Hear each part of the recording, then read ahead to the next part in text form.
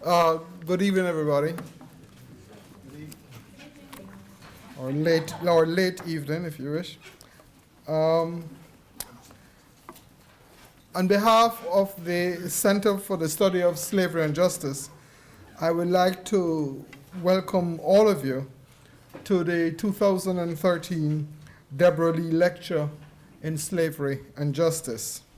My name is Tony Bogues, and I am the director of the Center for the Study of Slavery and Justice.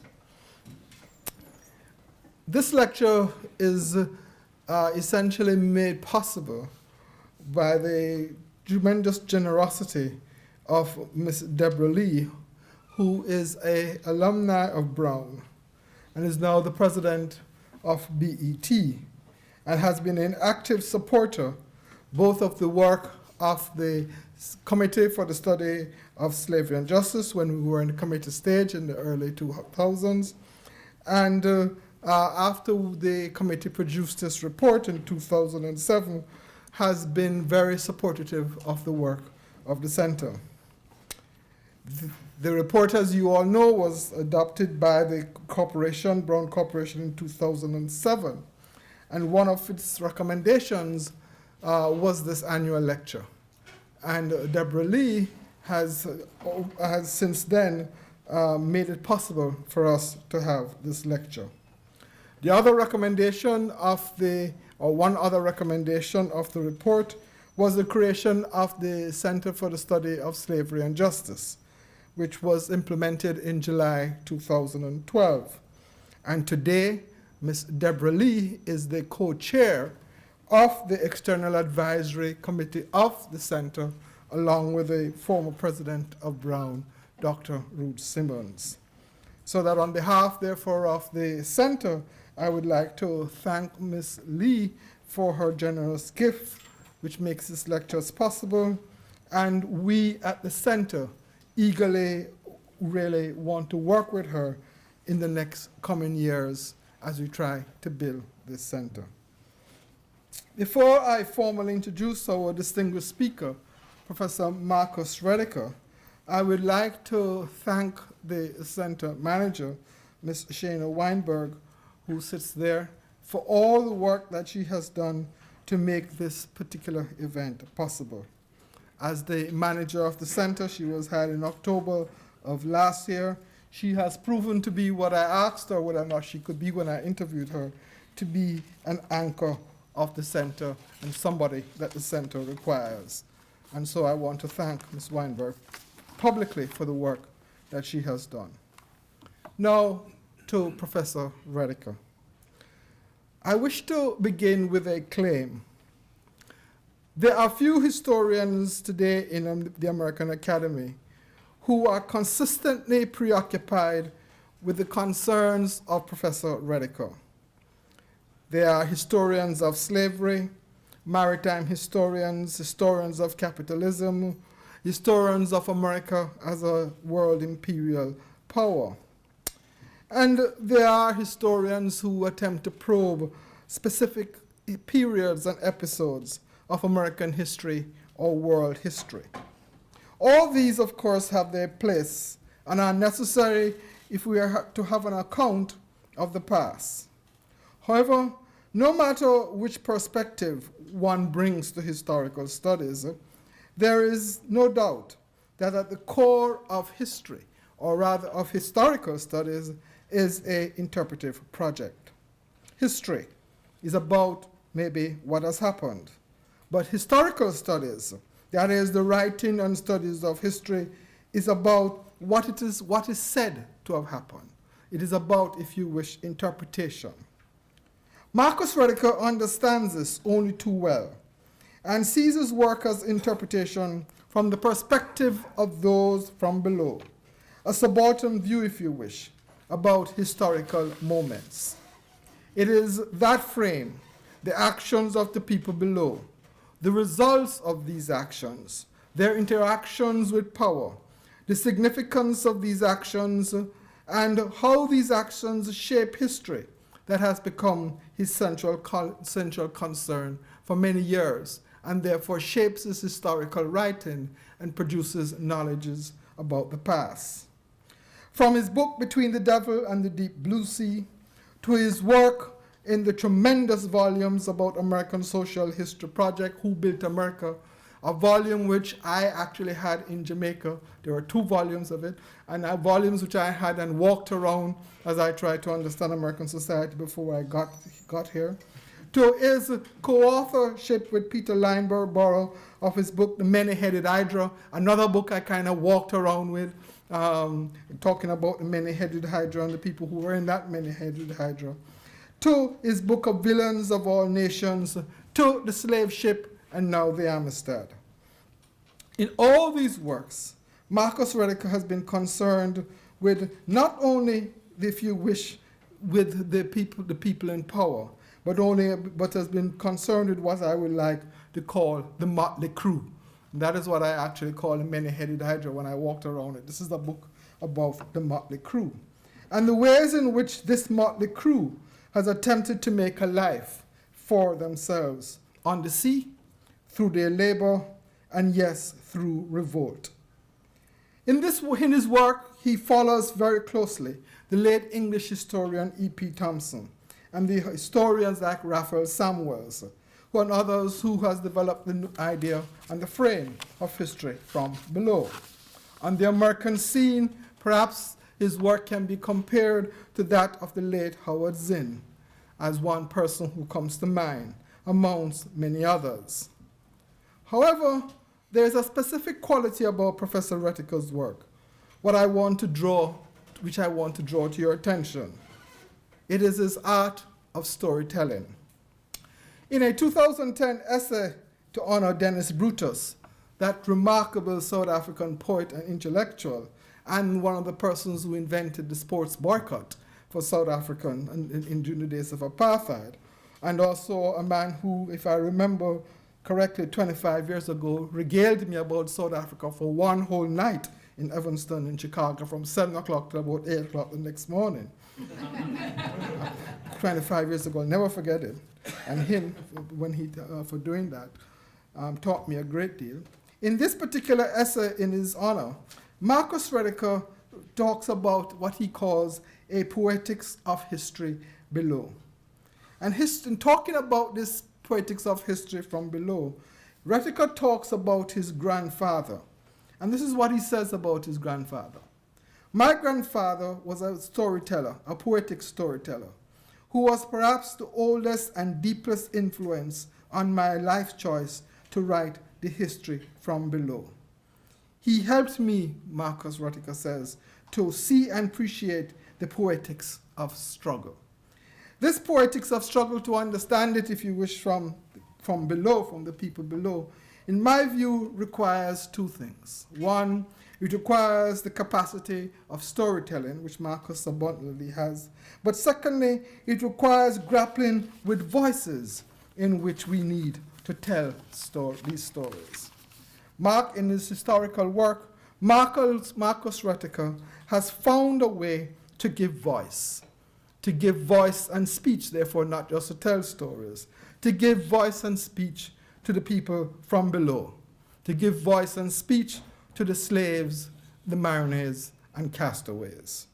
It is with great pleasure, therefore, that I invite him to deliver the 2013 Debra Lecture on Slavery and Justice. Professor Marcus Rediker.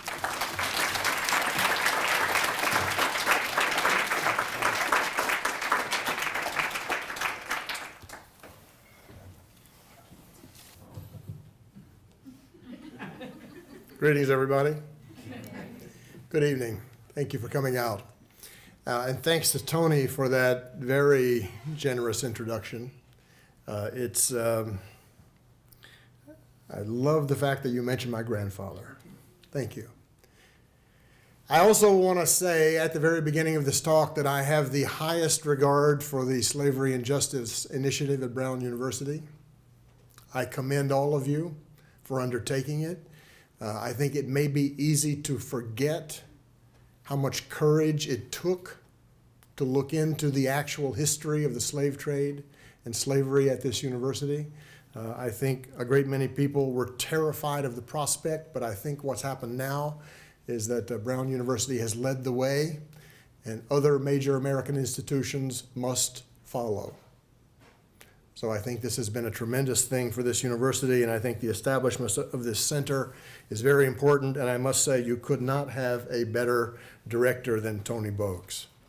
So I look forward to great things from this Slavery and Justice initiative.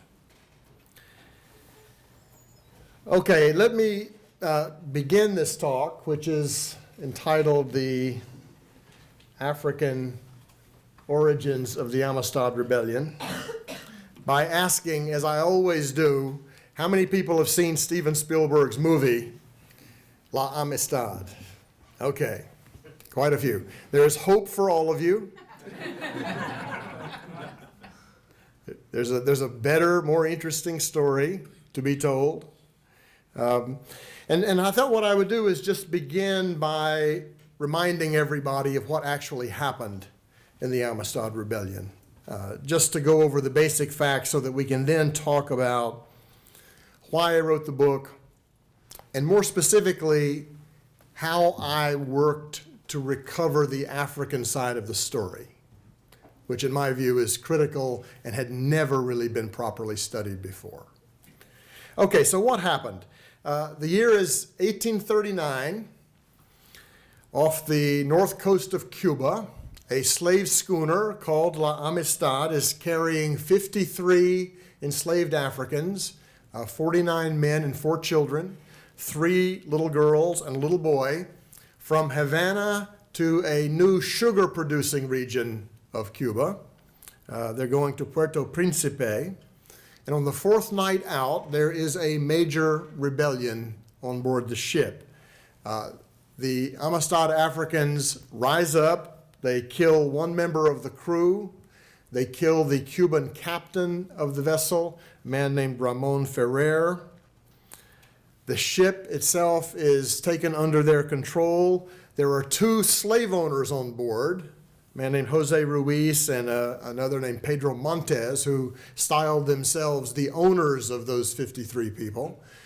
They kept them alive so that they might help in the navigation of the vessel back to southern Sierra Leone, which is where they had come from about 2 weeks earlier. One of those 2 Cuban slaveholders, Pedro Montes, had actually been a ship captain. How they knew that is an interesting question. I don't know. So they gave him very specific instructions. They said, we want you to sail in the direction of the rising sun, because the rising sun had been at their backs when they crossed the Atlantic going the other direction on a Brazilian or a Portuguese slaving vessel called the Tesoura just earlier.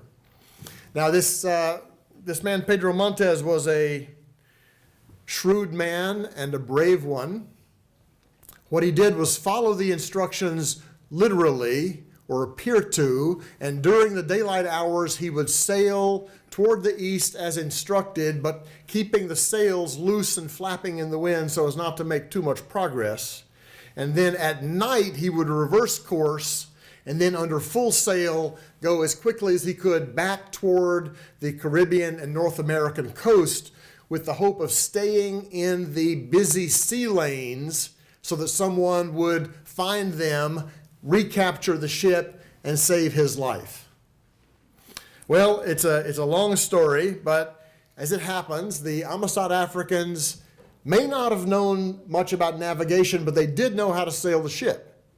And they actually succeeded in sailing it 1,400 miles to the northern end of Long Island, New York.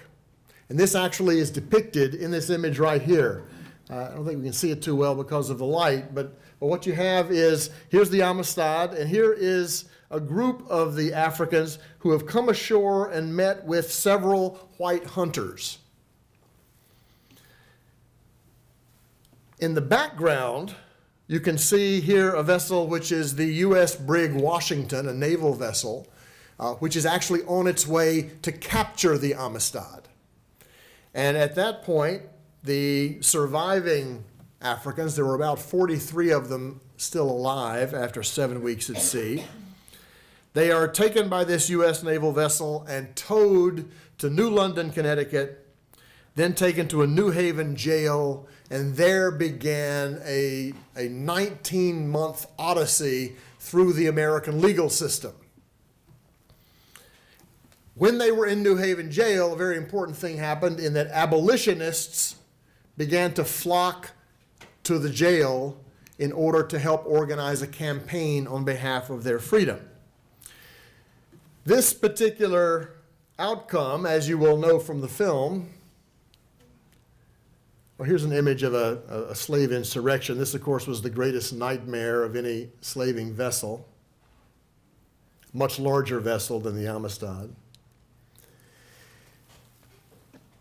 And in this legal battle, we all know that the hero of the case is John Quincy Adams, who represented the Amistad Africans before the Supreme Court.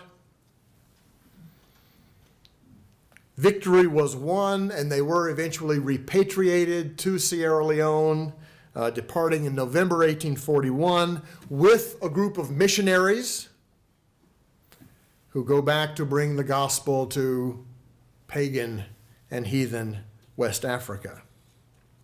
So basically, this is the story in short. This is the story in short. It turns out that the Amistad case is a very important moment in the larger history of slavery and justice in this country, largely because of the self-emancipation by this group of people and their subsequent legal victory, which was a major blow in the struggle against slavery both in the United States and around the Atlantic. So the question is,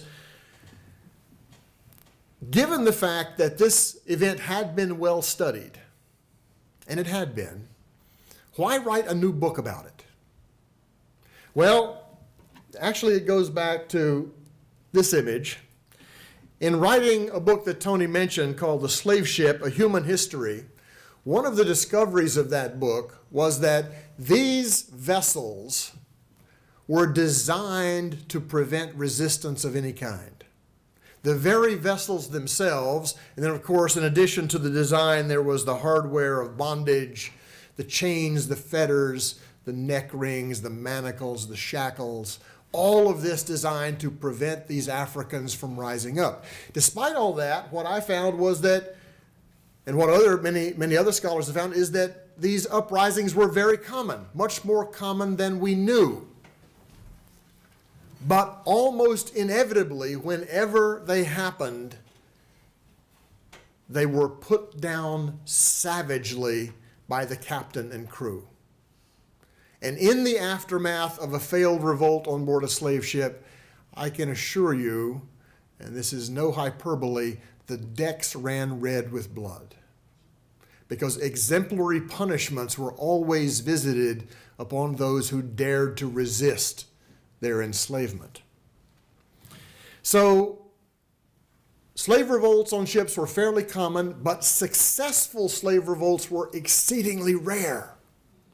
So as I'm writing this book, in the back of my mind, I'm thinking about the Amistad Rebellion. How did they actually do it? How did they manage to win? Well, I went out and I studied all of the existing scholarship on this subject. And I was a little shocked.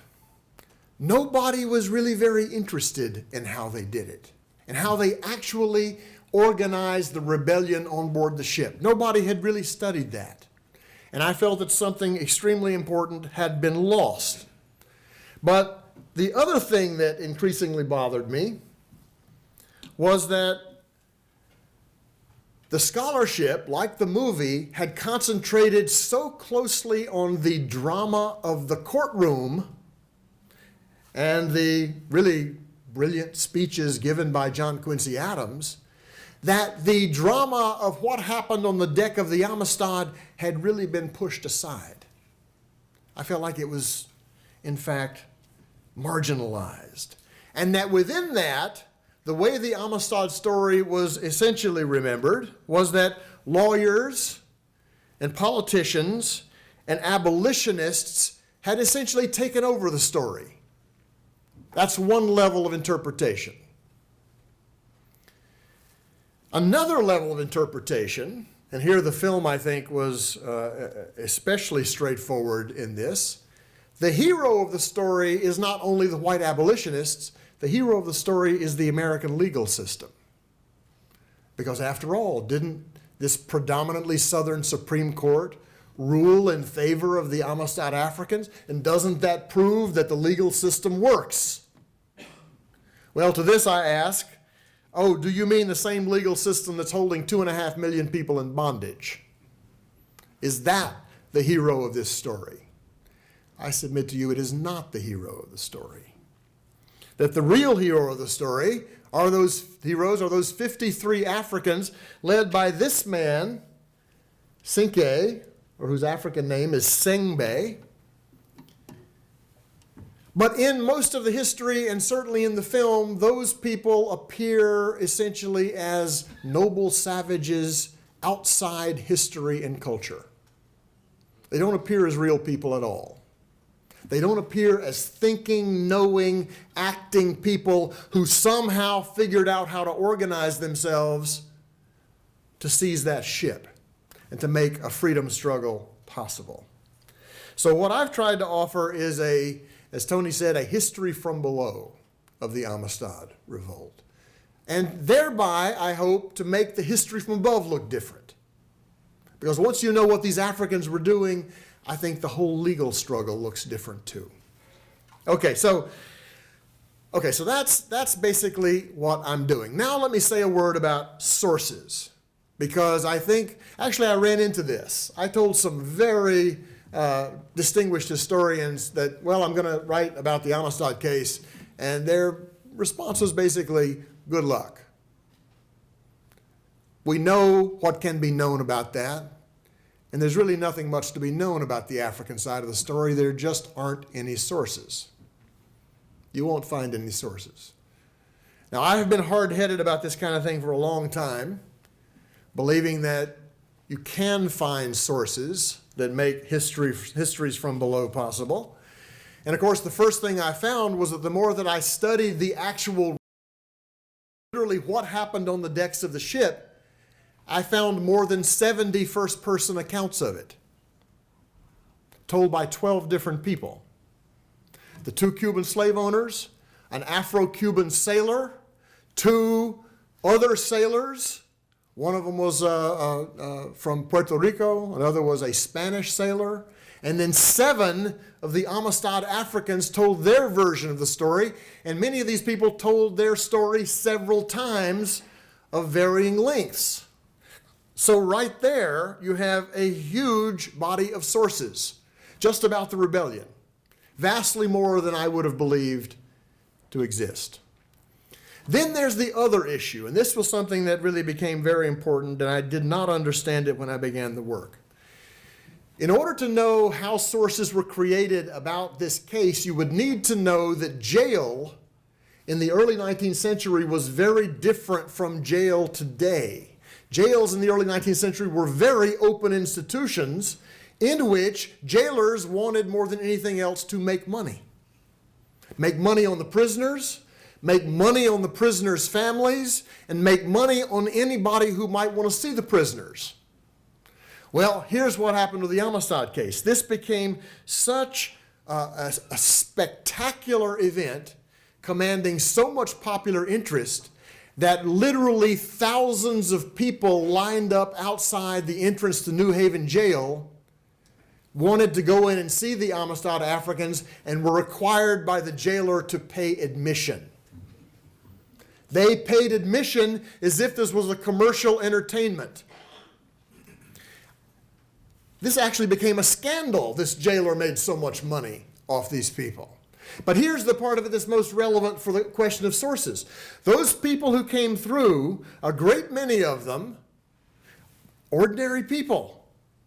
I mean, there were people from all walks of life, but they came through, they talked to the Amistad Africans through interpreters, and then frequently they wrote down what they learned in private correspondence, and in correspondence they sent to the newspapers. I also found that there was a tremendous amount of solidarity demonstrated in these meetings, that the people who came through and paid admission would bring food and would bring money and would bring tobacco and would actually help to answer the material wants of these people in jail. I thought this was really remarkable.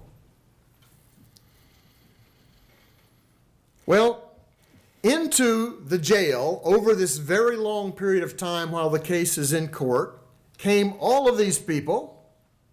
Some of them were artists. Some of them drew images, and here are a couple of famous ones. A man named Grabot, who was widely regarded by everyone as the second most important leader among the Amistad Africans. He was a Mende man. He was also a tremendous acrobat. When the Amistad Africans were able to go out onto New Haven Common, they would perform these really astonishing feats of agility and athleticism.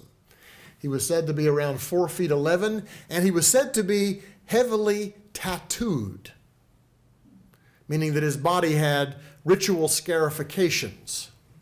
The people who noted this had no idea what they were looking at, but they described him as they saw him. We're going to come back to this point about those scarifications.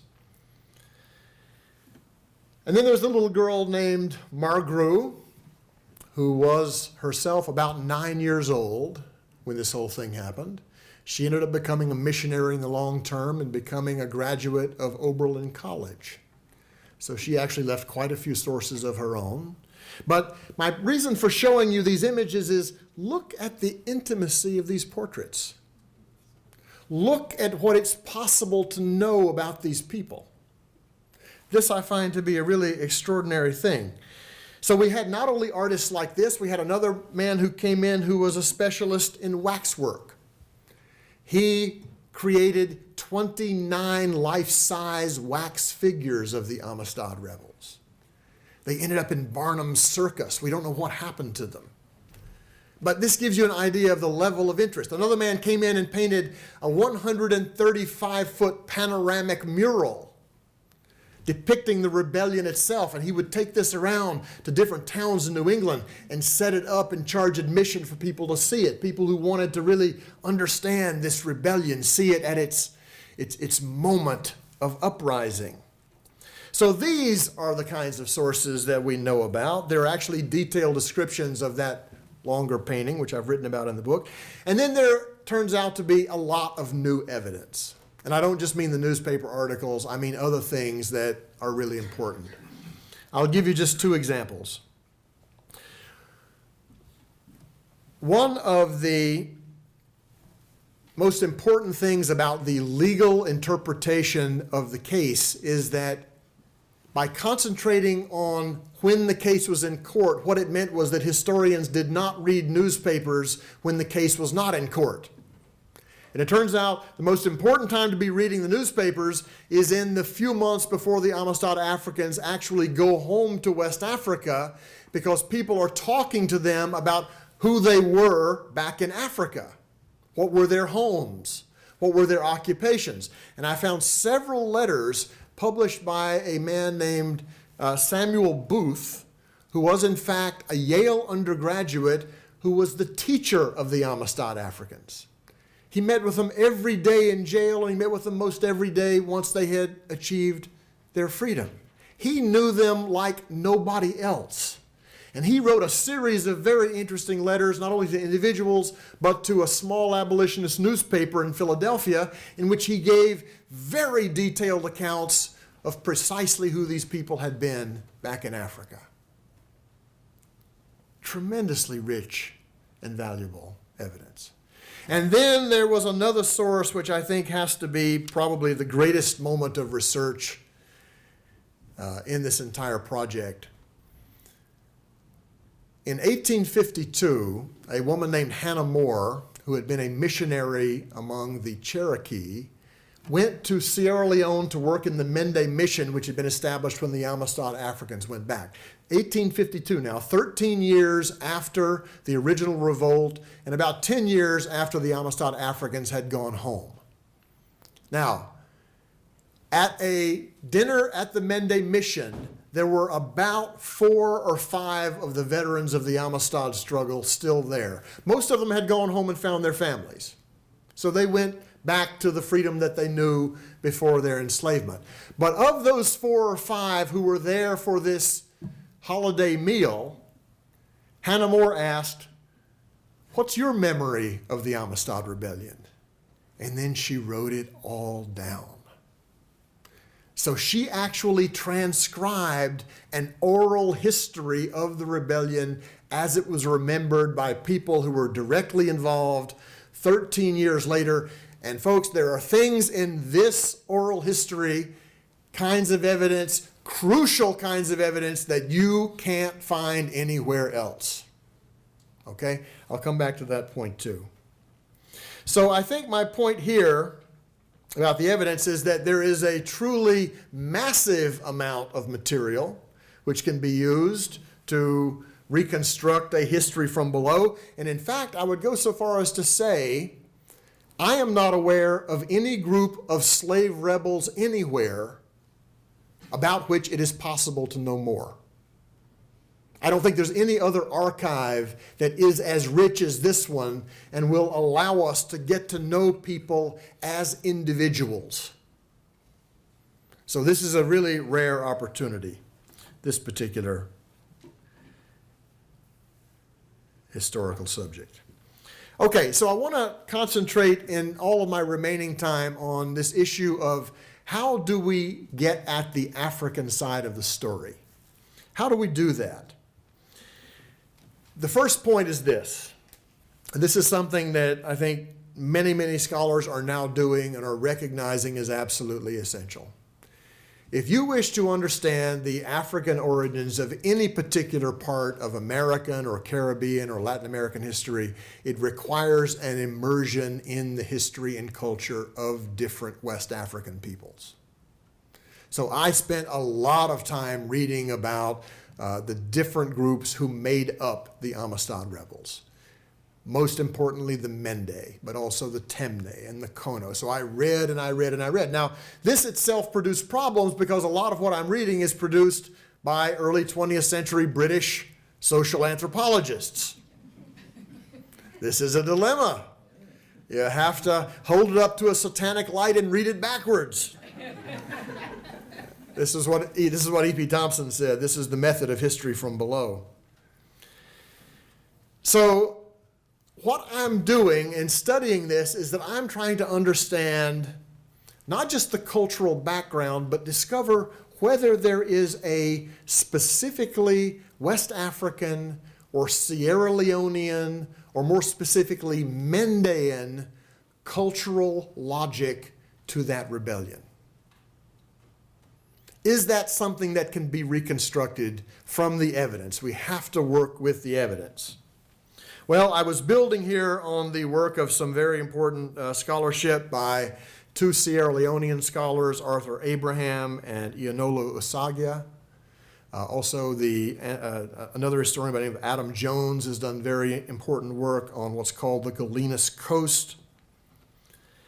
So I came with a lot of questions about the historical context from which the Amistad Africans emerged. Here actually is a map produced by one of those artists who went into the jail, a man named John Warner Barber. And as far as I know, and I've spoken to others about this, this is the first time that the group Mende ever appeared on a map produced in the West. So basically, to give you a little geographic orientation, almost all of the Amistad Africans came from the interior of southern Sierra Leone. They were marched to the coast to this place here called Fort Lomboko, which was owned by a Spanish slave trader perfectly named Pedro Blanco. He was the first white man that many of the Amistad Africans had ever seen. He was in alliance with a man named King Siaka of the Vai. The Vai was a coastal kingdom, and they were engaged in what historians call the gun slave cycle. They would buy weapons from the Spanish slave traders, Portuguese slave traders, Brazilian slave traders. They would use those weapons to attack, their, some of them traditional enemies in the interior, and this would create the path by which thousands of people were marched back to the coast. So, crucial point is that in the 1830s, the Vai are extending into the interior, and there is a huge series of wars occasioned by the slave trade. Got to know this. This is really critical. You have to know about this context of war in the 1830s.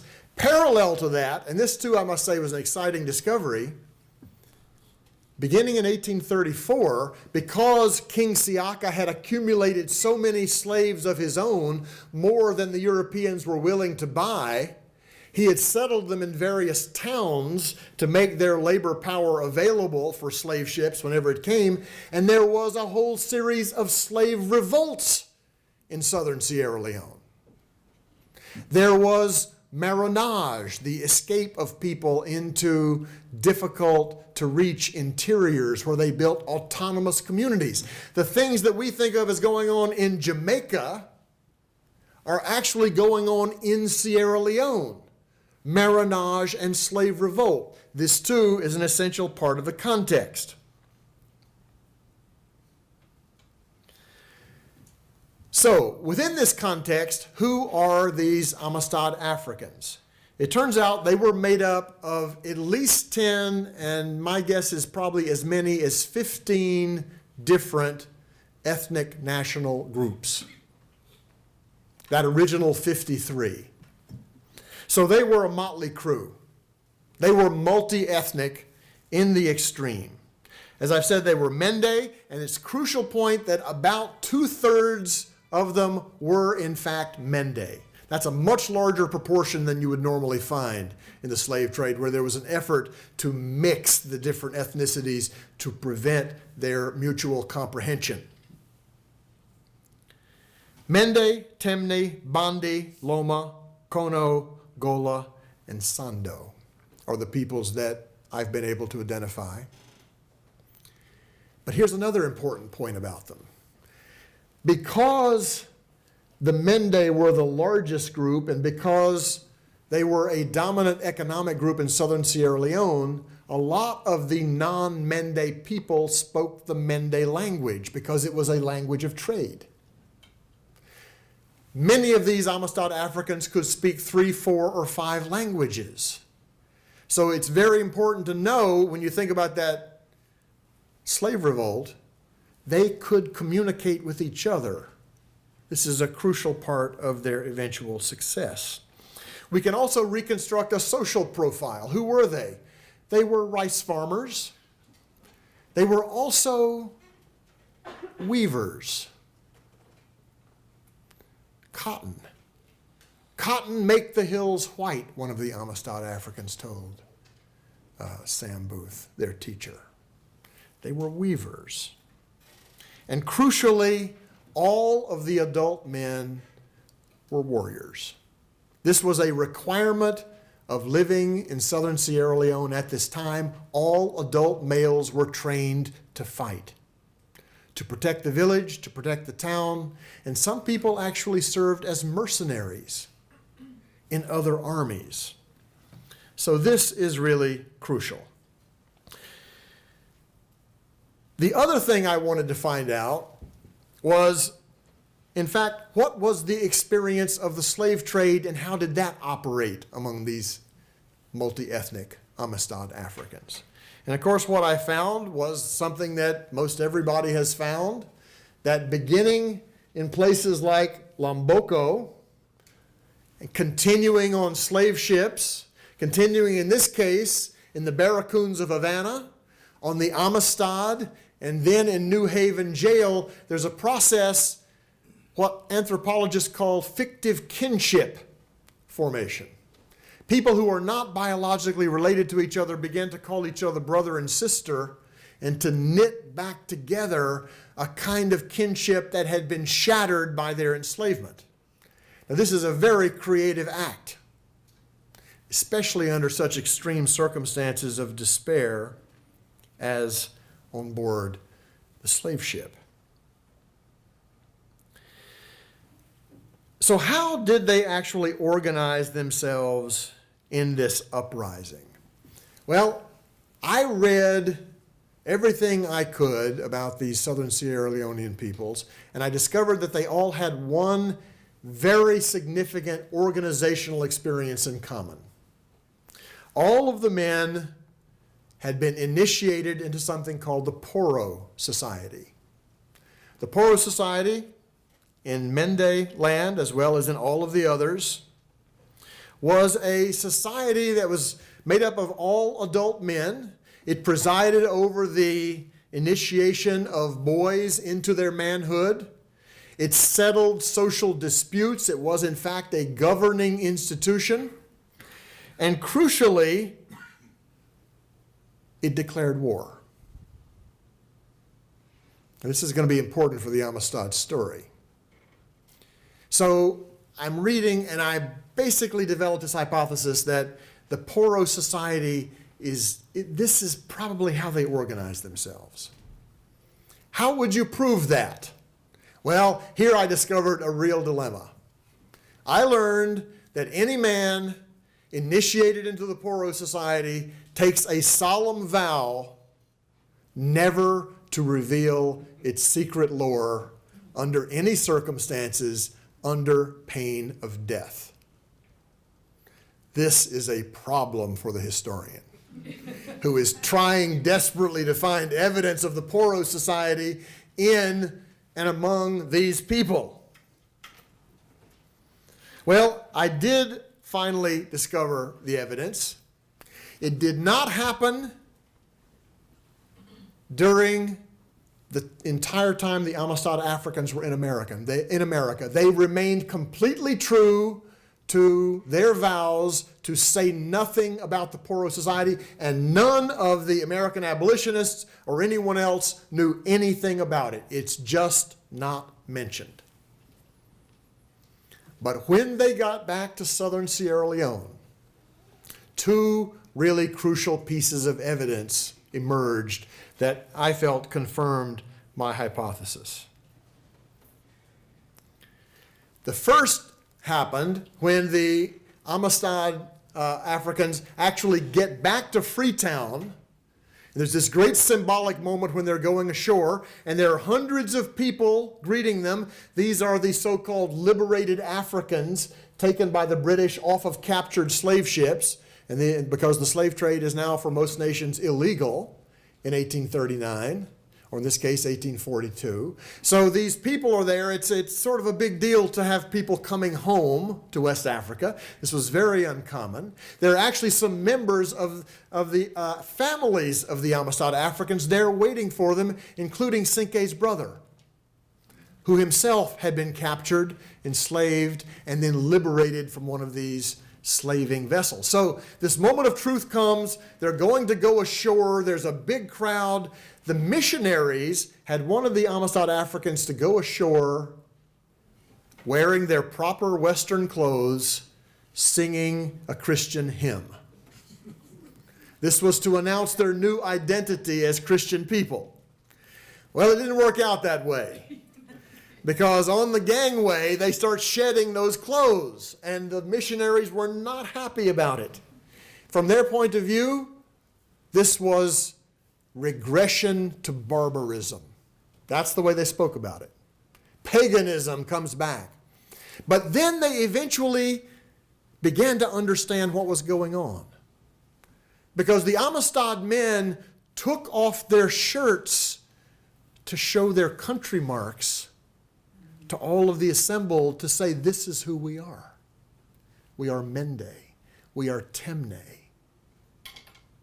And finally, it began to dawn on one of these American abolitionist missionaries. He wrote back, he says, these marks they have are really very important to them. It's a big part of who they are. Their identities are expressed through these marks. These are badges of honor. Remember Grabot? Heavily tattooed Grabot? Those are all Poro marks. And the way it works in the Poro Society is that as you acquire ever greater levels of sacred knowledge, you get more marks. So the Amistad Africans would have taken one look at the body of Grabo and saw that he was a highly placed member of the Poro Society, and they would have acknowledged his authority immediately, which they did. So Poro marks, and Poro marks being very important to the Africans. That was one piece of evidence. The other piece of evidence is even better. Remember that oral history? Well, guess what that oral history contained?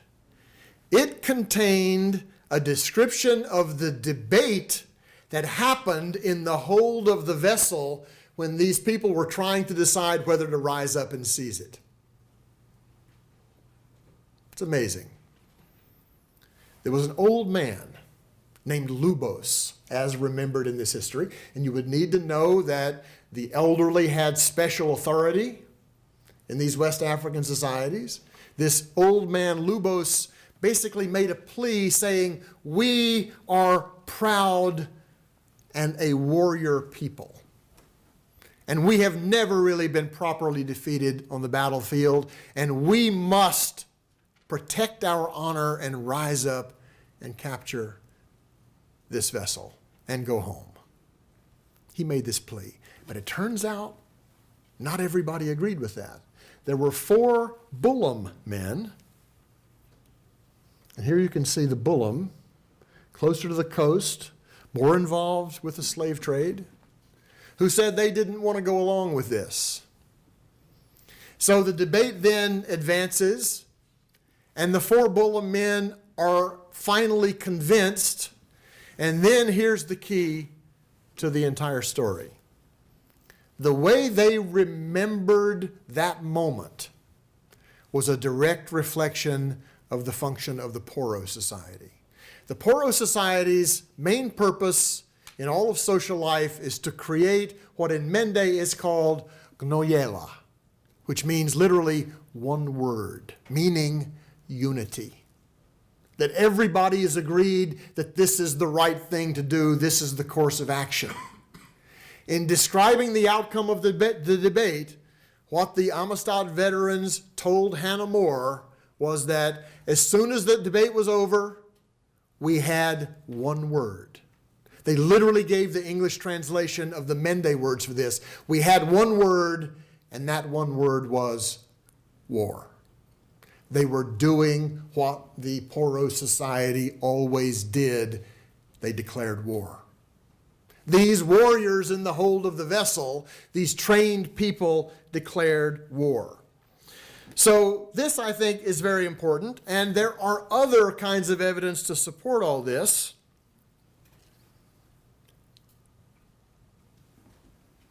Now, this is a very famous image of the Amistad Rebellion. My task in understanding this was to try to grasp it as an expression of West African warfare. And it was, in all kinds of ways. Let me give you an example. Actually, let me do something else first, just to demonstrate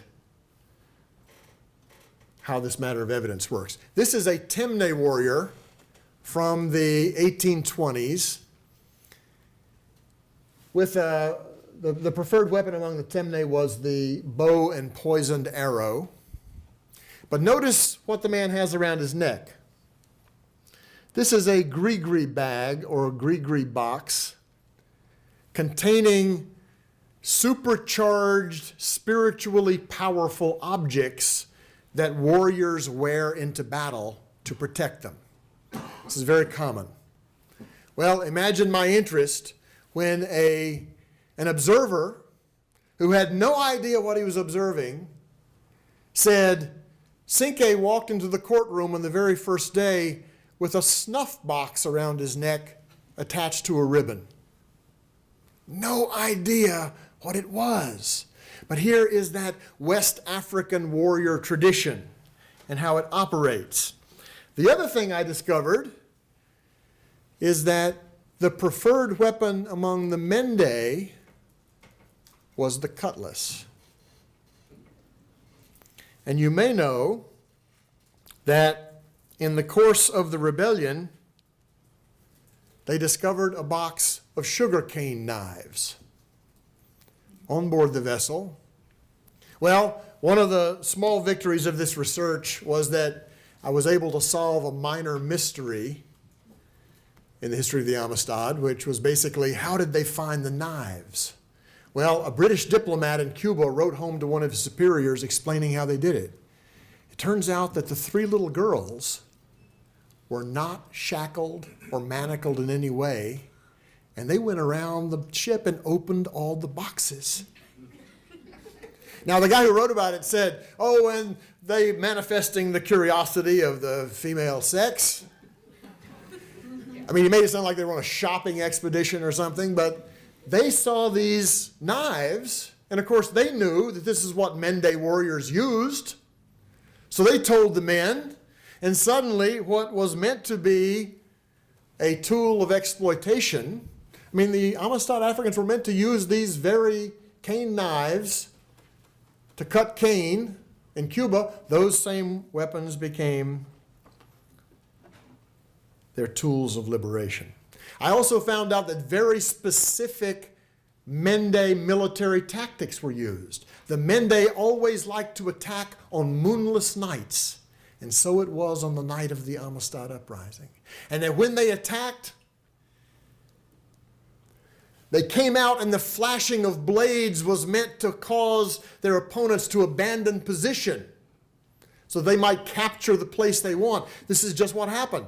The two sailors who were armed guards saw the slashing blades, and over the side of the vessel they went after a canoe. So very specific Mende military tactics as well as Mende weapons were used.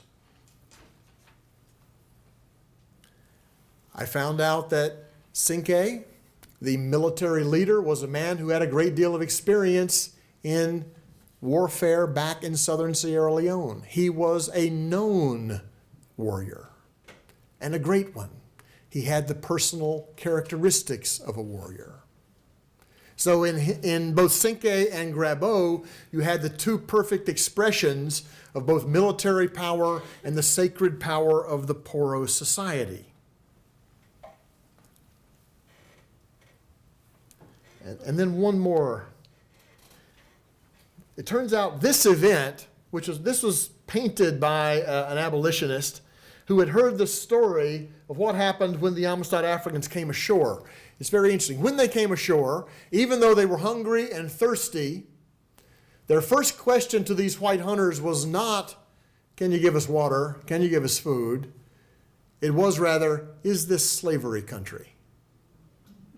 Implying a knowledge of political geography, that some parts of this place were slavery country and some parts weren't. And when the white hunters said, no, this is not slavery country, this is a free country, because it was, New York had abolished slavery in 1827, the Amistad Africans started cheering and exulting, and they scared the poor white men so that the white men went and got their guns. And so what they actually did was engage in a Mende surrender ritual, in which it was described in Mende culture as giving up the gun or giving up the knife, to say, we are your friends. And so this is actually depicted, and the artist had no idea what he was depicting, but this was the way the story came down. And there were truths trapped within that story. So these are very important, obviously, African parts of the story, which I was able to recover. And then there's another, which I want to mention, which I think is linked to this idea of fictive kinship. And that idea is this. We've studied, we can see the Amistad case as an endless series of incarcerations. Fort Lomboko, slave ship, Havana, Amistad, New Haven jail. Something new is happening among the Amistad Africans at every step of the way, and then finally in New Haven, they develop an entirely new way of thinking about themselves. And I think this is fascinating. They begin to call themselves the Mende People. Even though they are not all Mende by any means, the Mende are the dominant group, They say, we are the Mende people, and they use this invented identity to make political claims, to instruct John Quincy Adams about what he's supposed to say in defending them before the Supreme Court, and insisting all the time on the same goal that they had from the beginning: we want to go home. So what I've suggested in the book is that, in fact, what began as fictive kinship ends up as ethnogenesis, the creation of a new cultural entity called the Mende people. And in this sense, that African identity is crucial to everything. The African way of waging war was crucial to everything. The African means of self-organization in jail was crucial to everything, eventually including the legal strategy. So to leave this out, I think, is a terrible mistake that falsifies our understanding of the past. So my basic conclusion is that what was essentially an African act of self-emancipation on that ship off the north coast of Cuba then had wildly unpredictable consequences. And this, I think, is the most important thing for people interested in the study of slavery and justice. Literally no more than a year after this motley crew of 53 Africans had seized their ship, they had the most powerful people in the world debating what they had done. The Queen of England, the British Parliament, 2 different presidents, the Queen of Spain, the Supreme Court, are all debating what these people did. Here is the power of the motley crew. Totally unexpected. And I think this is maybe the most important thing about history from below. It can arise in the most unpredictable moments, and it can have consequences that nobody could have foreseen. These consequences in this particular rebellion were felt in Europe, throughout the Caribbean, in the United States, and even back in Africa. And folks, I think this is maybe the most encouraging thing about history from below. It can arise at any moment and have dramatic and powerful effects. Thank you very much. I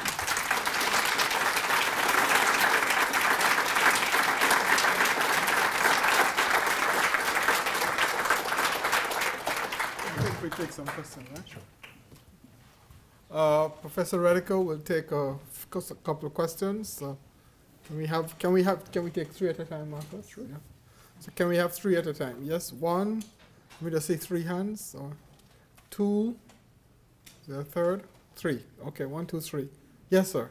My question goes back to the first mention of fictive kin. You said that you thought it was somewhat extraordinary that they had employed the idiom of kinship, but as you must know, secret societies have a long history of employing this. The Poro is definitely a secret society. Furthermore, oppressed peoples often employ the idiom of kinship for purposes of solidarity. And we can see this throughout the history of African Americans. Everything from Uncle Remus to the Brer Rabbit stories, the fact that people today in the hood call each other brother or bro. So I don't think it's extraordinary at all. I think it's highly predictable and highly understandable. The whole anthropological paradigm of fictive kinship would suggest that that would be a logical emergence. Can we take another one? And then? Yes, ma'am. I'm curious, this was on a coastal voyage, not a transatlantic voyage. Was the ship the same type of ship that would have been used for the transatlantic crossing, and was there as much crew? Or did they luck out because of the difference because it was a coastal voyage? One more and then Professor. Yes, sir. Yeah. Does anything of what you said reflect on the personality or the political philosophy of Barack Obama? 3 questions. Okay, I'll take the questions in order. To to say that a certain development is logical does not in any way contradict the fact that it's extraordinary. When I said extraordinary, I didn't mean atypical. I meant a great human achievement that we should not take for granted. We've got to study it, and we have studied it, and we've seen it survive, and we've seen this solidarity carefully nurtured over long periods of time. So I guess I dislike the sense of determinism that was in your observation, that in fact this is a human achievement and we have to recognize it as such. And something achieved under the most difficult circumstances, in which it was by no means clear that solidarity is something that slave ship captains wanted these people to feel. Yes. The second question, as to whether this is an unusual slaving vessel, there were huge numbers of schooners, just like the Amistad, engaged in the transatlantic trade. Now, that was not the most common vessel. We can go back to one of the earlier vessels. Yeah, this is a much bigger vessel, and it has features that the Amistad did not have. For example, this what's called a barricado. This was a defensive bulwark behind which the crew could retreat, as they're doing here, to fire down on people. And this, of course, made it easier to defend the ship and prevent it from being taken over. So this is an important point. The Amistad was easier to take. There was not a very large crew. I think the Cubans felt fairly confident that they could do this. But here's another piece of evidence which I found, which I think it really does put the Amistad Rebellion in a different context. Remember those two sailors who jumped over the side of the vessel? For the longest time, it was believed that they perished at sea. But I discovered that, in fact, they made it back to Havana, and they actually gave testimony about the rebellion, and guess what they said? The two slave owners who bought those Africans were warned that those people had already tried to make a rebellion on the slave ship they had just come on over. So in that sense, the experience of slave revolt at sea was already in their persons, and I think when they got on the smaller ship, they saw that it was going to be easier. So your question is, could you say it again about Barack Obama? The description of the African culture, although it comes from a different country in Africa, but does it reflect on his political philosophy and personality? I don't know. I would like for him to read my book and tell me if he thinks so. Come from Africa. His father did. But I think the question of how, there may be lots of very specifically African things that are part of his upbringing. It would be very interesting to know what they are. My guess is that for political reasons, he will never emphasize them. Can we take another lot of three? Yes, sir. 1, 2, 3, and then, yeah, go ahead, please. My question is, with the Back to Africa movement, which was prevalent throughout the Northeast during this time, do you think that played a part in the decision of making these Africans free and sending them back? Because by them being north and then going through the courts, wouldn't it have been much more difficult to integrate them into the slave society of the South? It would have been very disruptive. Second one. Never mind. Okay. Perfect. Yeah, 2, and then people for 3. So I'm wondering a little bit about your methodology, because it seems that the whole project seems to have gone against the grain of the larger talks about the Amistad Rebellion. And so I'm wondering, one, if you have a command of Spanish, and if that influenced, or how that influenced your work, and 2, How did you start on this project, and what kinds of feedbacks did you get besides just good luck? Did you get a pushback about this? And I would like to know that. Thank you. I haven't read your book yet. I'm forward to it. I was curious in your research or if your book covers perhaps an exploration of how the social strategies like Poro affected the Mende in their pursuit to return home once they were jailed, or throughout that process of the jailing and the tours to get back. To what extent was their own agency influential in that process? Yeah. Okay, thanks.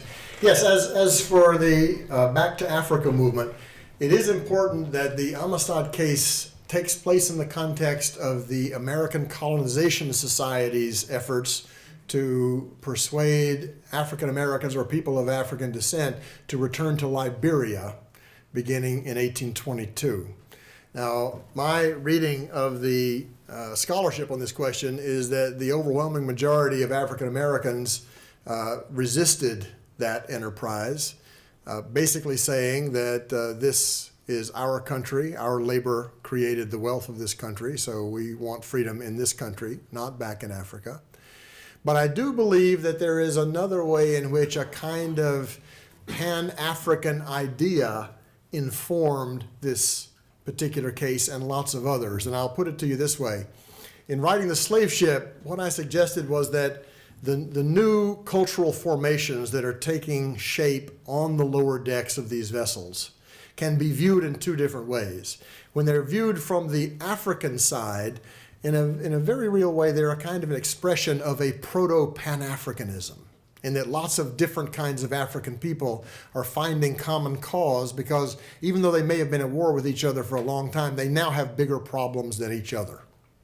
And those problems are those people who control the slave ship.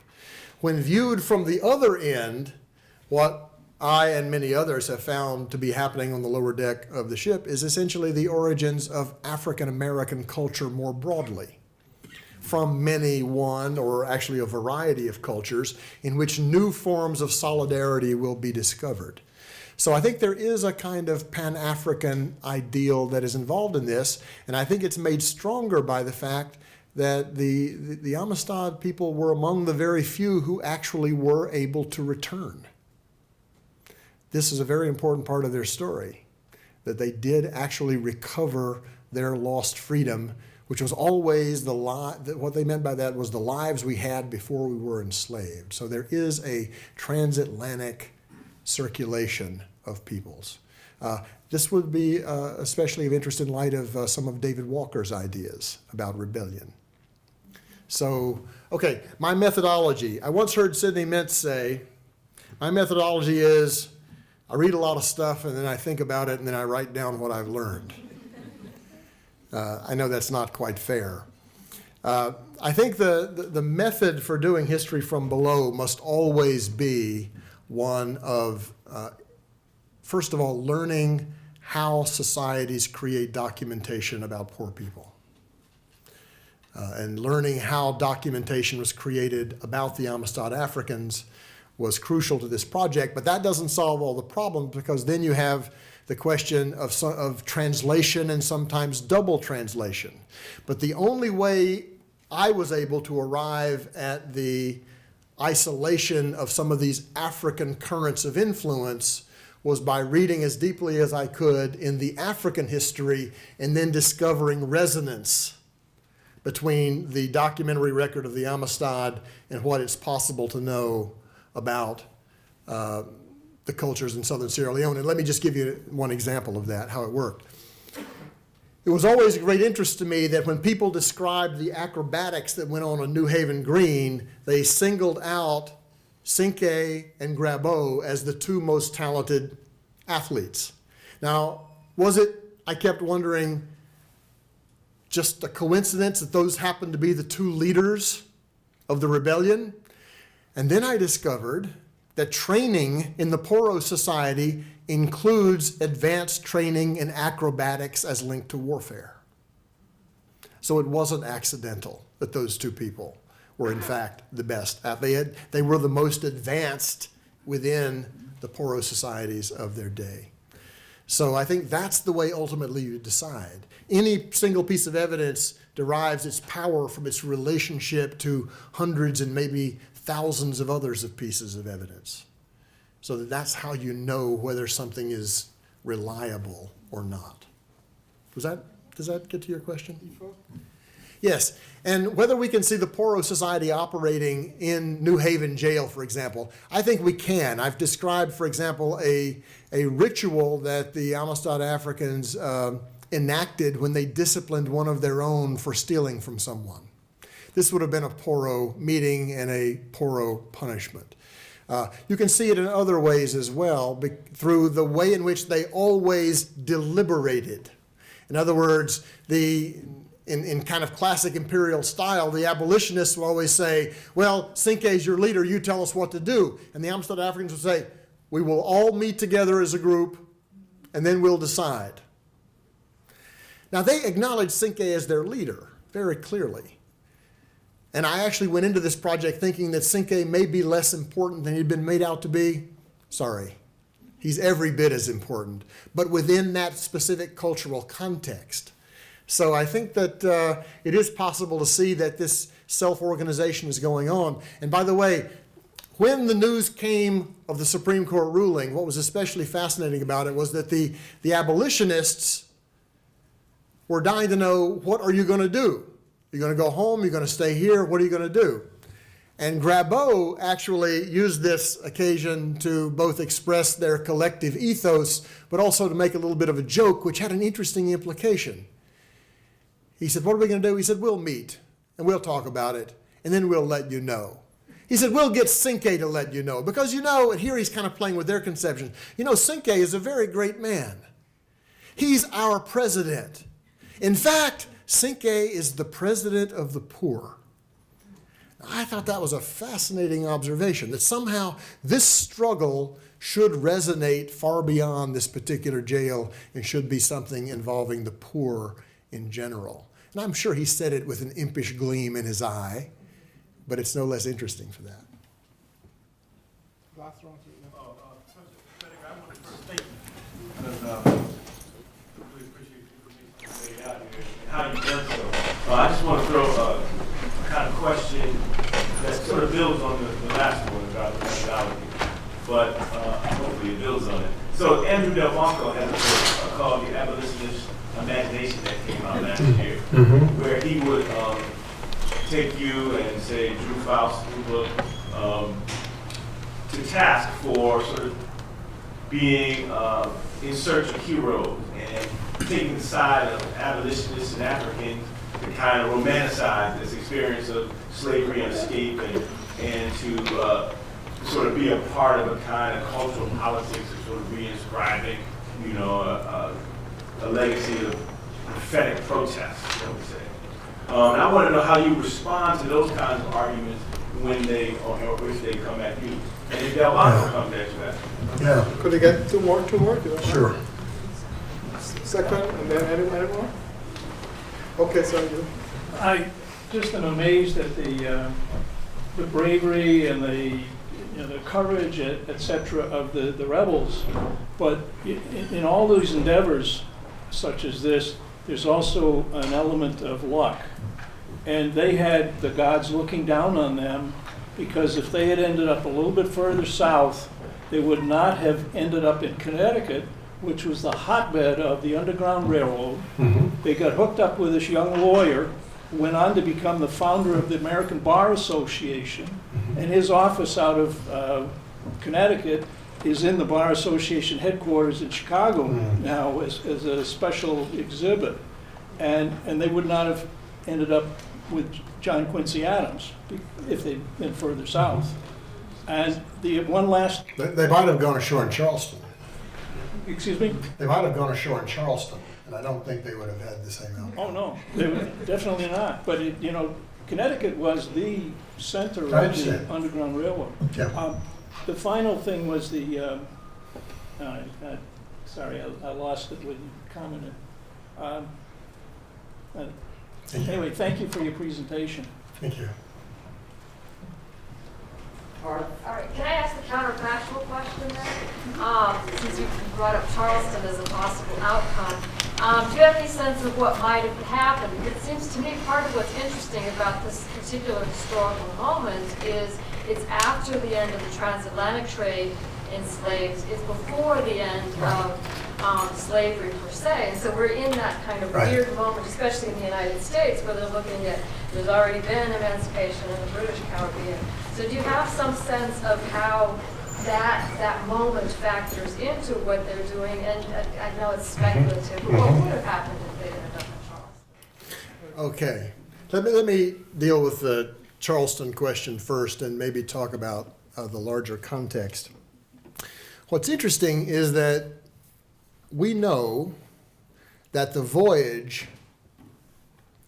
from the north coast of Cuba to the tip of Long Island included 30 different anchorings in which the Amistad Africans went ashore.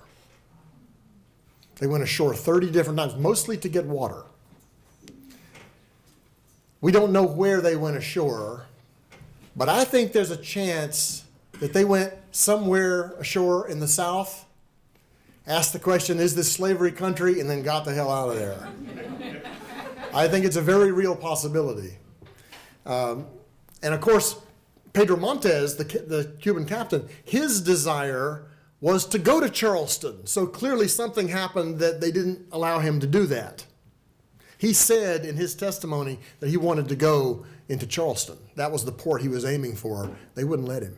So again, their agency is one of the reasons why they ended up where they were. The other thing is, it's an interesting comment on the vitality of the abolitionist movement as to how people like Roger Baldwin and John Quincy Adams got involved. Because when the Amistad arrived in New London, Connecticut, this rank-and-file abolitionist named Dwight James, who, I mean, we don't know much about him. He was probably a grocer who worked on the waterfront supplying food to outbound ships.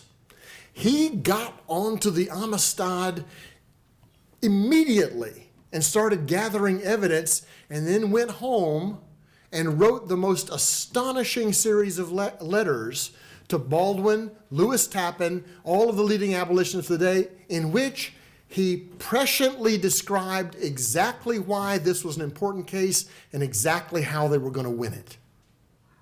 And the presidential politics of the time were also a factor. They certainly were. But again, the history of abolitionism from below is an important part of this story. We've only looked at Tappan and, the most important people, but here's this presumably minor figure who was like the linchpin of the connection between the African insurrection at sea and the abolitionist movement. So that's a very important part of it. In terms of the larger moment, I do believe that the 1830s as a specific period in the struggle against slavery really matters hugely in this case, because you have not only British abolition in 1834 and 1838, which is unsettling slaveholders everywhere.